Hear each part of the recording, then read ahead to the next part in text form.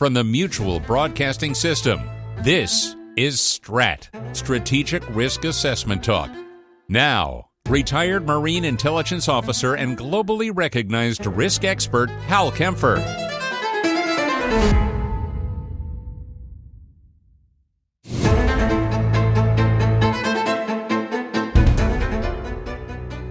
Welcome back to STRAT, a law strategic risk assessment talk today, and we're going to get right into it. I got to tell you, it's been a busy week. I've been on the road for a bit, working up in Northern California, doing some stuff on the strategic side, shall we say, and I'll leave it there. But it's been a busy week around the world, and I've had a number of news hits talking about a plethora of issues. Syria, of course, is a dominant issue, but also Ukraine has come up multiple times. And probably one of the biggest things is this spate of drone sightings around the country, and I'm going to talk a little bit about that. But let me talk a little bit more about Syria's situation. All right. First off, one of the things that I do think gets a little bit missed, or at least not completely understood by everyone, is the situation on the ground in Syria. Now, HTS, Hayat Tahrir al-Sham, led by the former head of the al-Nusra Front, al-Jilani, and he originally came over, he actually was coming over to work in Syria on al-Qaeda. At the same time, al-Baghdadi, the founder of ISIS, was working on al-Qaeda of Iraq, and of course, al-Qaeda of Iraq grew into being ISIS. And ISIS eventually grew into controlling big chunks of both Syria and Iraq at one point, so being an actual competitor to the al-Nusra Front. But there's just a lot going on the ground, and I probably need to kind of break it down. The major cities, if you will, if you want to go Aleppo, Homs, and of course Damascus, the big capital city, the big city, they are all controlled by a coalition led by HTS and Jilani. And they have been consolidating power. They did not come in and start, basically, killing off all the old regime folks. That has happened with regime changes in the past. What they did was they negotiated as they were moving south. Once it became clear to the Assad forces that their boss, Assad, had disappeared and wasn't there, they recognized that this was the end game was there. You can't prop up a regime built around a family or an individual when that individual just simply disappears. And so they surrendered, and Assad, rather, some would say, did a cowardly retreat. He literally was telling his people, we got to fight on, we got to put the big defense, we got to do all this stuff, and telling all of his general staff and everybody, we got to put up the good fight to protect Damascus. And then I said, I'll see you tomorrow, and then literally disappeared, got on a jet and flew to the Russian air base by the Mediterranean coast, and then got on a Russian military aircraft and flew up to Moscow from all reports. So basically, he fled, leaving his general staff and everybody and his prime minister holding the bag, and they negotiated surrender. So HTS has come in, consolidated power. They're using the offices, if you will. They're using the institutional capacity of the previous government to try and fashion some sort of new government, and they're trying to keep that coalition together. And so they're working out some, it sounds to me, or at least reads kind of like power sharing arrangement, who's going to do what, trying to keep the whole thing from breaking down, which is another thing very common when you have regime change, is once the big objective, if you will, bringing down the previous, the regime, the Assad family, once that has been accomplished, it's not uncommon that some of these coalitions that have that singular purpose have so many stress fractures. It's the only thing they could agree on is getting rid of Assad, and they have so many stress fractures that they start to fall apart. So that's what Jilani sounds like he's trying to mitigate, is that falling apart thing. So that's HTS. Now, they do not control the whole country, but they do control that strip, certainly along the eastern half, or some would say eastern two-thirds of the country. They have a tremendous amount of control, although there are pockets of resistance in other areas. If you go to the coast, the Mediterranean coast, where Russia has this big naval base, where Russia has this big air base.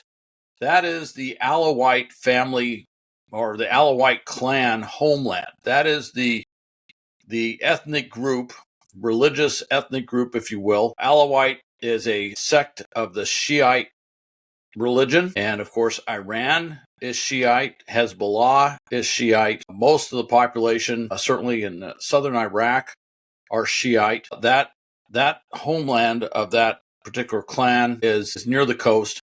And that appears to be kind of held by, I don't know if you want to say pro-regime per se, remnants of the government forces, the former Assad forces.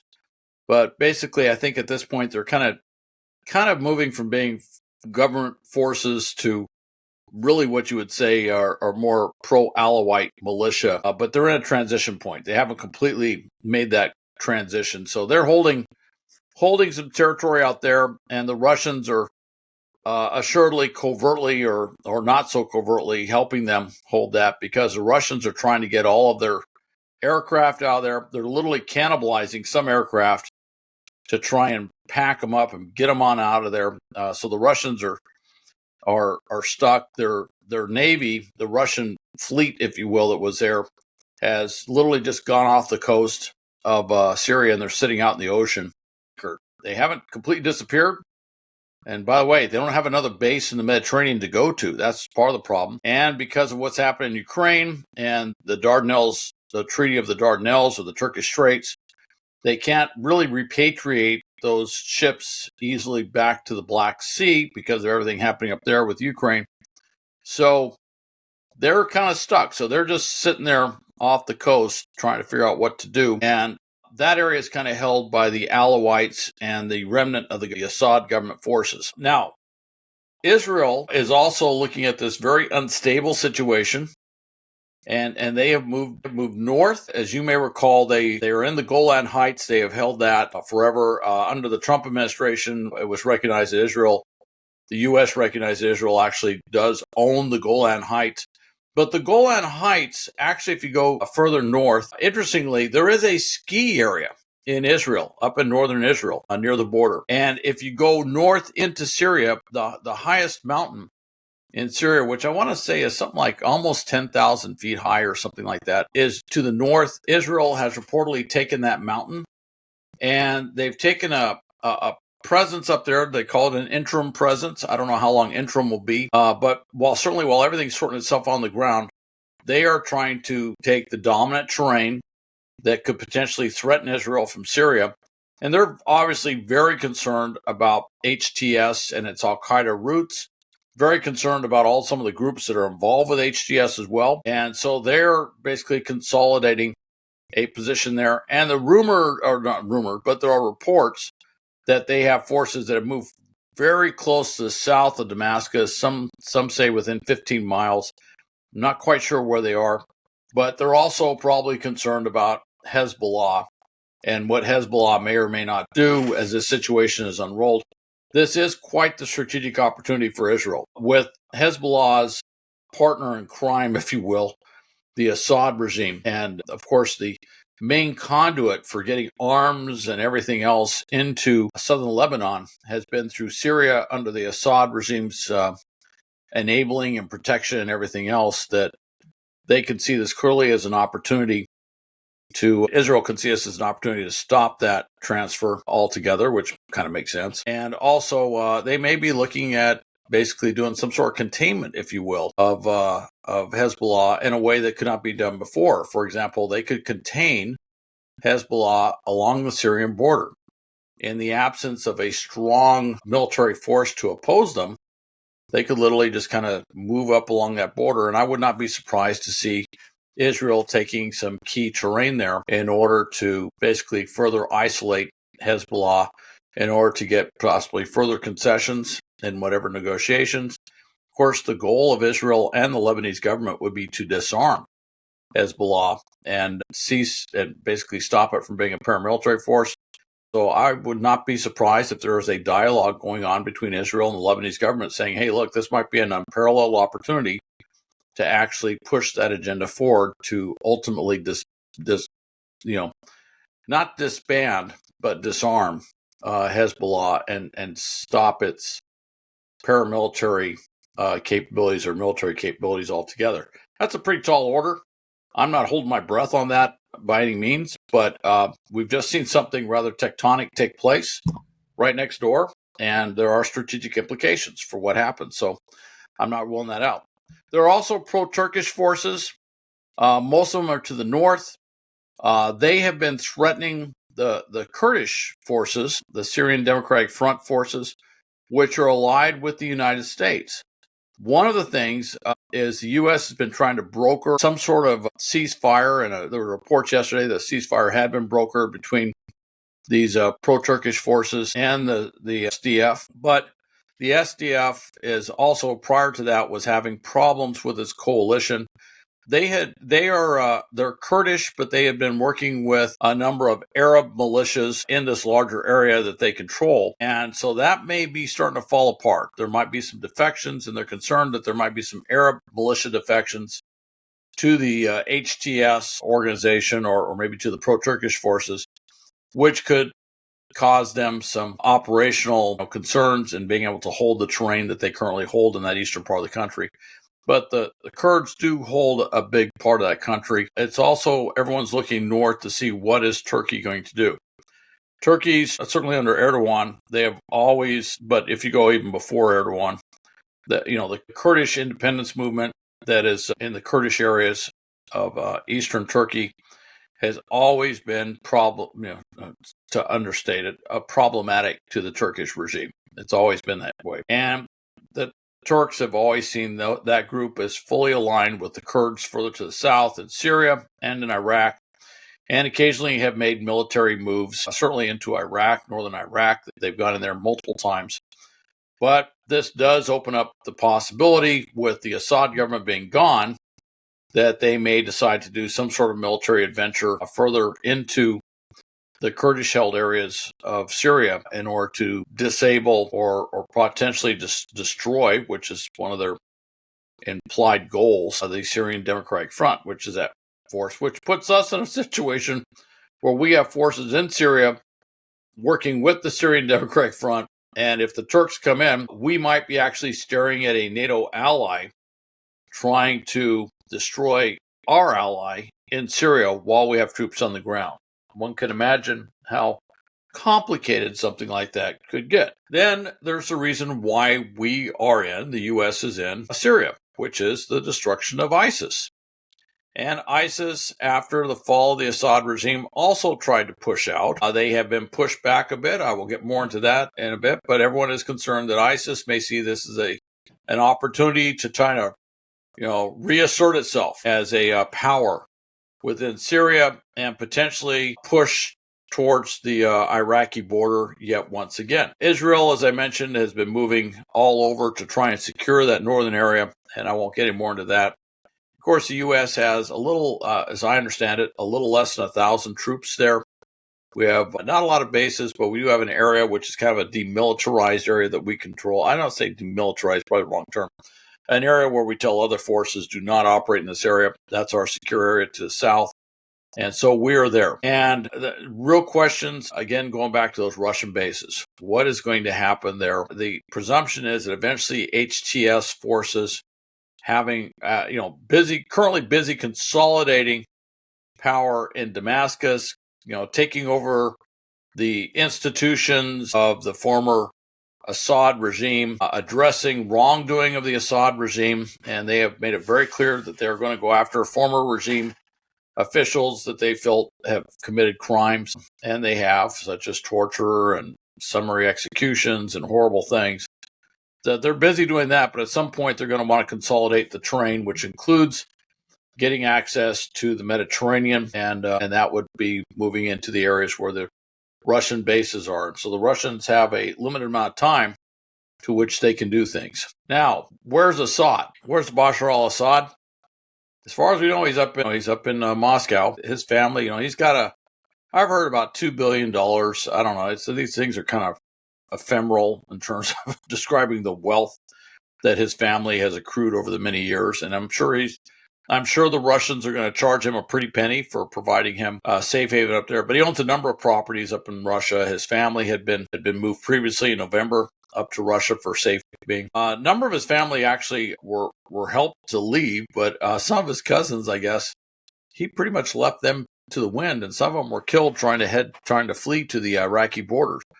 The Assad, not as all as well, I think, within the greater Assad family. Now, the U.S. and Israel both did airstrikes following the fall of Assad, and the U.S. strikes were really aimed at going after a number of targets, a lot of targets, I think like 175 targets or so, ISIS targets, and, looking at what ISIS was doing.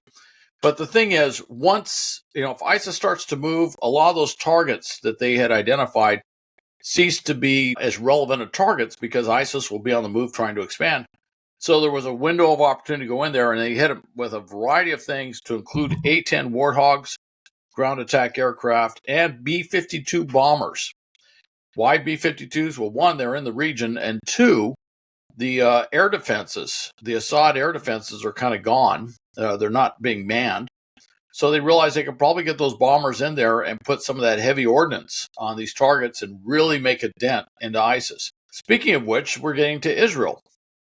Israel has been hitting weapons of mass destruction, chemical weapons sites all over the place, trying to reduce those. They've apparently caused tremendous damage, but also, very importantly, going after weapons that could threaten Israel, but also Israeli aircraft. Should Israel want to attack Iran, which is very likely in the future, they are clearing the route, if you will, taking out a bunch of Assad regime anti-aircraft missiles and capabilities, radars, everything else in Syria. I've heard one estimate said 90% of the air defense missiles, I don't know if that's correct, of the Assad regime have been eliminated by Israel. There's also reports that they basically destroyed the very small Syrian Navy. They went in there.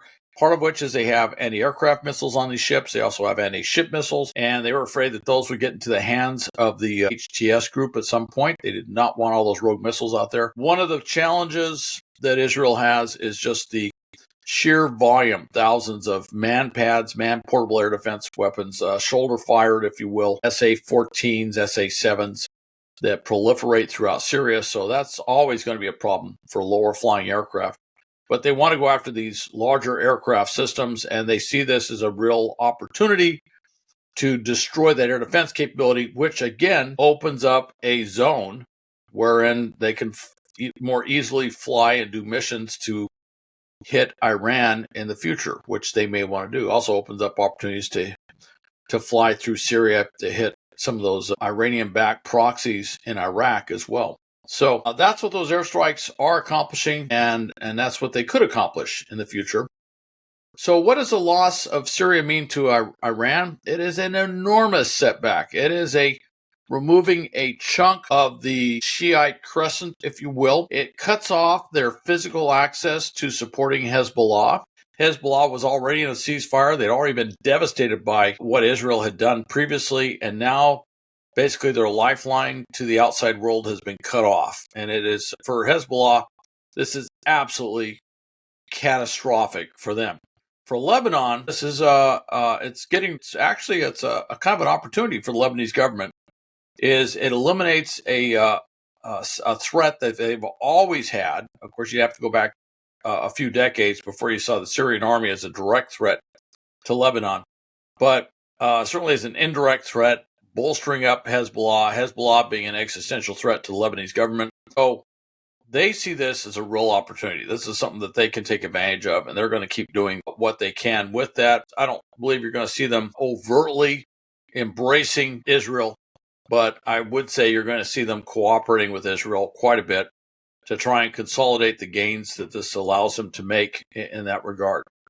And what do the Turks want to see? Well, the Turks, I think I mentioned, you got to remember, Erdogan, he actually, if you go back during the first Trump administration, he had a call with then President Trump, and he convinced him to pull U.S. forces out of Syria. That's what actually triggered Secretary Mattis, Jim Mattis, to actually resign. He was very upset, shall we say, but also deeply concerned that we were abandoning our Kurdish allies. I would hope we're not going to do something precipitous like that again. And I think there's been enough water on the bridge that it's not going to be something that I would see quickly occurring. But certainly I would see Erdogan trying to put into place something like that and saying, look, that's our backyard and we need to control it. So I imagine the Turks are going to be very, very engaged in trying to shape whatever comes out of this Assad regime. And you got to remember, Erdogan had no love lost for Assad. And the Turks had tried to work with the Assad government and Syria before to try and pull them away from Iran into the more Arab coalition, and that did not work. And Assad's regime was a thorn in the side and a huge strategic problem, particularly with the civil war and just that massive influx of humanity. By the way, I'd be remiss if I didn't mention that there's a reverse flow going with the Syrian refugees. And certainly Turkey would love to push all those Syrian refugees that are in refugee camps in Turkey and get them back to, I don't know if their homes are still there, but what used to be their homes in Syria. And there does seem to be a reverse diaspora, if you will, of Syrian refugees around the world considering trying to go back. Although I think all of them are looking at the situation on the ground saying, is it safe to go back? All right. So that's enough about Syria. Let me talk a little bit about drones. You may have seen there's been just a plethora. By the way, when I say the word plethora, that means a lot to me. It does. I looked it up. It means a lot. Anyway, a plethora of drone reports over New Jersey to the point that it actually, if you recall the book War of the Worlds, I do believe that the Martian invasion or whatever, or the alien invasion was supposed to have, from the radio broadcast, was supposed to have started in New Jersey or something. But you got these drone reports all over. There's been at least one or more politicians saying there's an Iranian drone carrier off the coast of New Jersey, and these drones are Iranian drones spying on the U.S. and military bases and everything. First off, there's not a whole lot of U.S. military bases in New Jersey, all right? But it's all very interesting. And it's not just New Jersey, all right? There's been drone sightings all over the place. A couple of things I want to say about that. First off, yes, Iran does have some ships they've reconverted into what are kind of ostensibly referred to as drone carriers. Their primary purpose is to launch and recover drones. If they're quadcopters or propeller-driven drones, they have a problem of limited range and duration of flight. So they can't go that far. If they're fixed-wing drones, those are very difficult to launch and recover at sea. You have to have a lot of extensive capabilities in order to do that. And you would have to have something like a drone carrier, a dedicated ship with a large flight deck, in order to pull something like that off. None of those drone carriers that Iran have are anywhere near the U.S. seaboard, or certainly off the coast of New Jersey or anywhere near that. So that is interesting, but the Pentagon has come out and said, look, there's no drone carriers out there. And the Pentagon has also, and the White House has said they can't find where these are really connected to a foreign state actor. Now, with that said, there's a Chinese spy in California who's been indicted for using drones to spy on military bases. Yes, that does happen. And there's certainly no reason to doubt that Iran, China, Russia, North Korea would use covert actors, spies, espionage, if you will, capabilities to use drones. It's just part and parcel of the trade to fly over the fence line onto military bases and try and gather intelligence. There's no doubt that would happen. By the way, we see that in the commercial world all the time, where drones are being used for that commercial intelligence gathering, or corporate espionage or stuff like that. So that is not certainly a remote possibility. I would not dismiss it out of hand. And frankly, I think some of the dismissing out of hand comments coming from Washington D.C., from the Biden administration, from the Pentagon, and elsewhere, have probably caused more negative reaction than certainly any concerns they've assuaged. But with that said, Nothing to indicate that I've seen that it is necessarily a state actor, although it could be a state actor using a facade to recruit others to do their bidding. And that I can't rule that out. Is it a terrorist group? Again, nothing to suggest it's a terrorist group, and we haven't seen any terrorist attacks. And if it is a terrorist group and they're doing surveillance on potential targets, this is the most organized, most intelligence-driven terrorist group I have ever seen. They never work this hard to surveil their targets or do reconnaissance on the targets that I've ever seen. So that would be kind of interesting.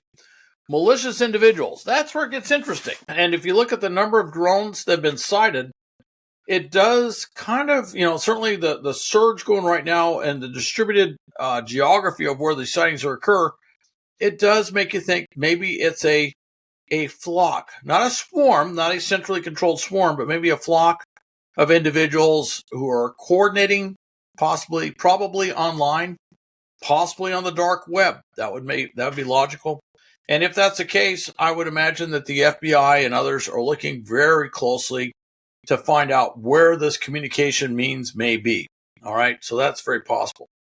New Jersey's been seen, but California has had a number of sightings up and down the state. Pennsylvania, New York, Virginia, other eastern states. New Mexico has had a number of sightings. The Southwest overall, the U.S. Southwest has had a number of sightings. Overseas, Great Britain, you may recall there were drone sightings near joint U.S.-UK bases in England. Germany has again had sightings, again tied to military installations in Germany. So there's a lot of drone sightings, all right? With that, everybody's looking up in the sky and they're saying, oh my gosh, we got drones in the sky. Well, this is the thing. They were looking up in the sky before. And I will tell you, as someone whose profession was to look at the sky and try to identify things that I may see, whether they're helicopters, fixed-wing aircraft, drones, whatever.